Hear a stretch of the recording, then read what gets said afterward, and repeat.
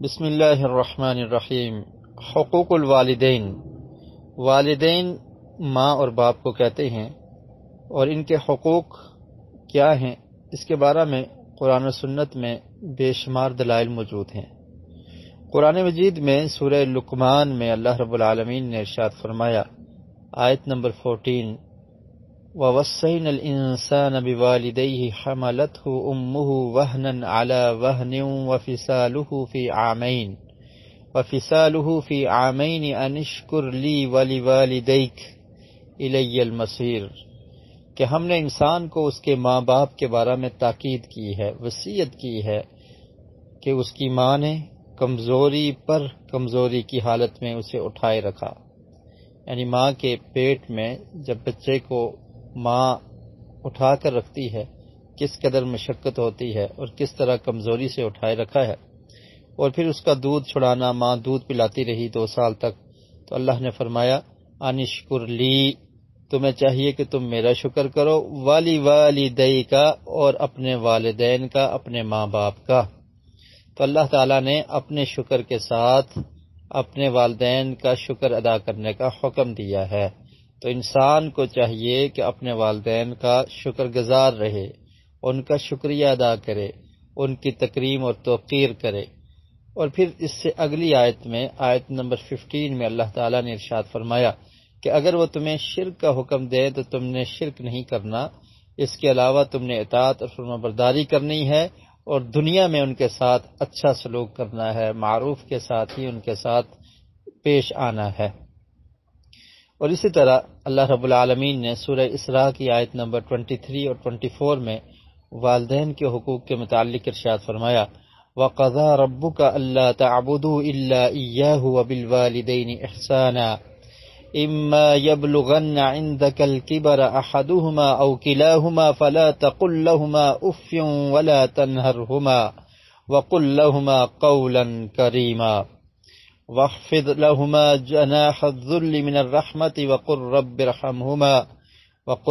ارْحَمْهُمَا كَمَا رَبَّيَانِي صَغِيرًا۔ فرمایا کہ تیرے رب نے یہ فیصلہ کر دیا ہے کہ اس کے سوا کسی کی عبادت نہ کرو، اور والدین کے ساتھ، ماں باپ کے ساتھ احسان کرو، اچھا سلوک کرو۔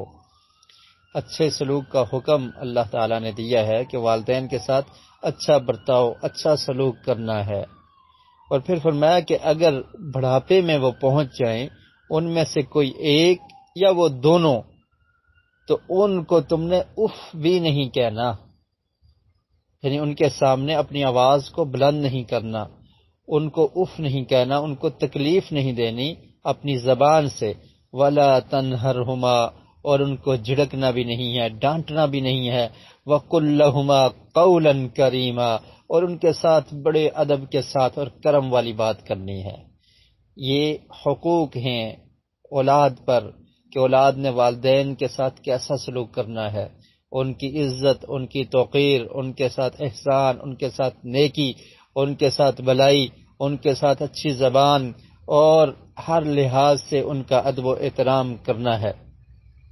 اور پھر فرمایا وَاخْفِضْ لَهُمَا جَنَاحَ الذُّلِّ مِنَ الرَّحْمَةِ وَقُلْ رَبِّ ارْحَمْهُمَا كَمَا رَبَّيَانِي صَغِيرًا، اور پھر فرمایا کہ رحم دلی سے ان کے لیے تواضع کا بازو جھکا دے، یعنی عاجزی اور انکساری کے ساتھ جھک جاؤ، ان کے سامنے ذلیل بن جاؤ، جھک کر ان کے ساتھ عاجزی کے ساتھ رحم دلی کے ساتھ پیش آؤ، اور پھر ان کے لیے دعا بھی کیا کرو اپنے رب سے کہ اے رب العالمین تو ان پر رحم فرما، جیسے انہوں نے بچپن میں مجھ پر رحم کیا ہے، اللہ تعالیٰ تو ان پر رحم کر دے۔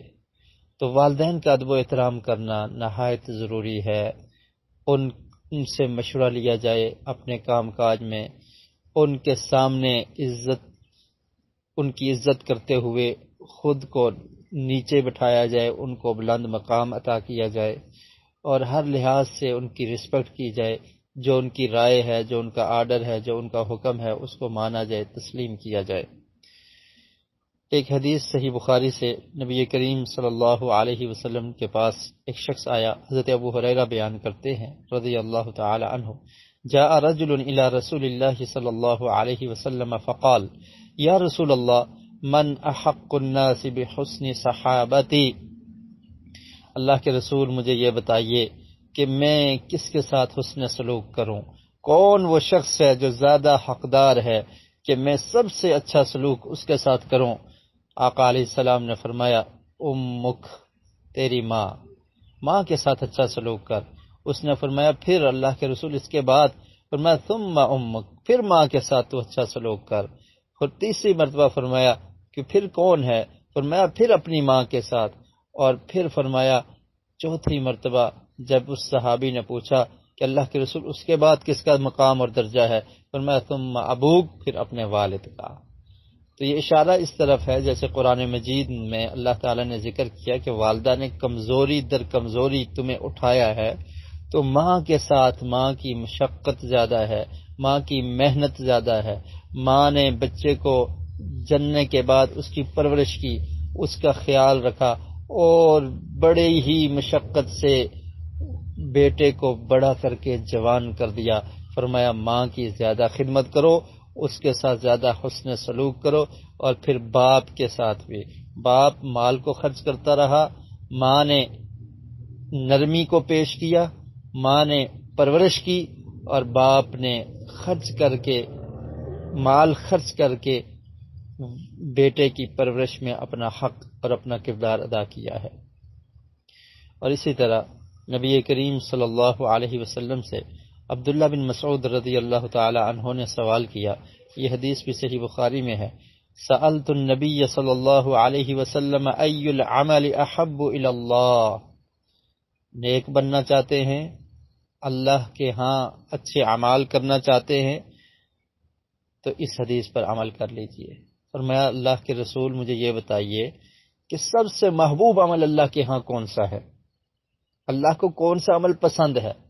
صحابہ کرام اس جستجو میں رہتے تھے، یہ سوال کیا کرتے تھے، پوچھا کرتے تھے کہ اللہ کے رسول ایسے اعمال بتائیں کہ اللہ تعالیٰ ہم سے محبت کرنا شروع کر دے، ہم اللہ کے محبوب بن جائیں، ہمارے دلوں میں اللہ کی محبت پیدا ہو جائے۔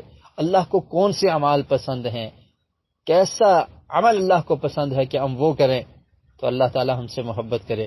فرمایا الصلاۃ علی وقتہا، نماز کو اس کے وقت پر ادا کرنا، نماز میں سستی نہیں، نماز میں تاخیر نہیں، نماز میں سستی کرنا یہ اچھا عمل نہیں ہے۔ اللہ تعالیٰ نے قرآن مجید میں ایسے نمازیوں کے بارے میں فرمایا، منافقین کی یہ علامت بیان کی کہ وہ نماز میں سستی کرتے ہیں، تاخیر کرتے ہیں اور کاہلی سے پڑھتے ہیں، ویل للمصلین، اور فرمایا کہ ہلاکت ہو ایسے لوگوں کے لیے جو نمازی ہیں لیکن نماز میں سستی کرتے ہیں۔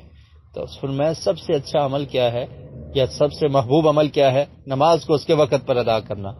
عبداللہ بن مسعود رضی اللہ تعالیٰ عنہ کہتے ہیں میں نے پھر پوچھا ثم ایو، اللہ کے رسول اس کے بعد کون سا ہے؟ فرمایا ثم بر الوالدین، پھر والدین کے ساتھ، ماں باپ کے ساتھ نیکی کرنا یہ اچھا عمل ہے۔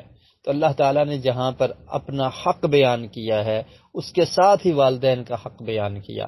فرمایا میرے ساتھ شریک نہیں کرنا کسی کو، اور ساتھ کیا فرمایا قرآن مجید میں وَبِالْوَالِدَيْنِ إِحْسَانًا، والدین کے ساتھ اچھا سلوک کرنا ہے۔ اور والدین کی نافرمانی یہ کبیرہ گناہ ہے، والدین کے حقوق کا خیال نہ رکھنا یہ بہت بڑا گناہ ہے۔ بچ جائیے ایسے کاموں سے، توبہ کیجئے، والدین کی خدمت کیجئے، ان کی توقیر کیجئے، ان کی عزت کیجئے، ان کے ساتھ حسن سلوک کیجئے، ان کے ساتھ نیکی والا معاملہ کیجئے، ان کے ساتھ تواضع انکساری کے ساتھ پیش آئیے۔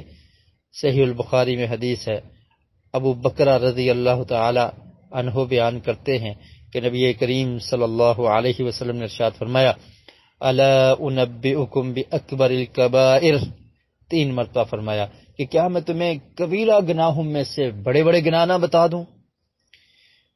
فرمایا بلا یا رسول اللہ، کیوں نہیں اللہ کے رسول بتائیے۔ فرمایا الاشراک باللہ، اللہ کے ساتھ کسی دوسرے کو شریک کرنا۔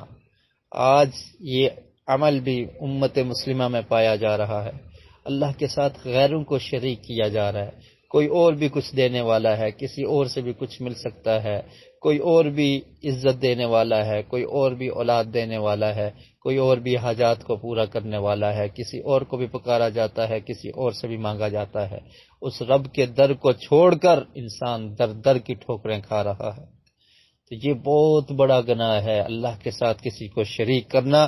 اور پھر فرمایا وَعُقُوقُ الْوَالِدَيْن، والدین کی نافرمانی کرنا یہ بہت بڑا گناہ ہے۔ اور پھر اللہ کے رسول صلی اللہ علیہ وسلم آپ لیٹے ہوئے تھے، آرام فرما رہے تھے بیٹھ کے، اور فرمایا وَقَوْلُ الزُّورِ، جھوٹی بات کرنا یہ بہت بڑا گناہ ہے۔ تو یہاں پر بھی والدین کی نافرمانی کو بڑا گناہ قرار دیا گیا ہے۔ والدین کے ساتھ حسن سلوک، والدین کی عزت کرنا، ان سے مشورہ لینا، ان کی توقیر کرنا، وہ جن کے ساتھ اچھائی کرتے ہیں، جو رشتہ دار جن کو وہ پسند کرتے ہیں آپ بھی ان کو پسند کریں، ان کی بات کو ماننا، معاملات میں ان کو ہر معاملے سے آگاہ کرنا، ان چیزوں سے والدین خوش ہو جاتے ہیں۔ اور جب خوش ہوں گے تو نبی کریم صلی اللہ علیہ وسلم کا ارشاد ہے کہ والد کی رضا میں اللہ کی رضا ہے۔ اللہ تعالی ہمیں والدین کی خدمت کرنے کی توفیق نصیب فرما، اور جن کے والدین اس دنیا میں نہیں ہیں ان کی اولاد کو ان کے لیے صدقہ جاریہ بنا۔ والدین اگر فوت ہو جائیں تو نیک اولاد کا یہ کام ہے کہ ان کے لیے دعا کی جائے، ان کے لیے مغفرت کی دعا کی جائے۔ اللہ تعالیٰ ان کی آخرت کی منازل کو آسان کرتے ہیں۔ وآخر دعوانا ان الحمد للہ رب العالمین۔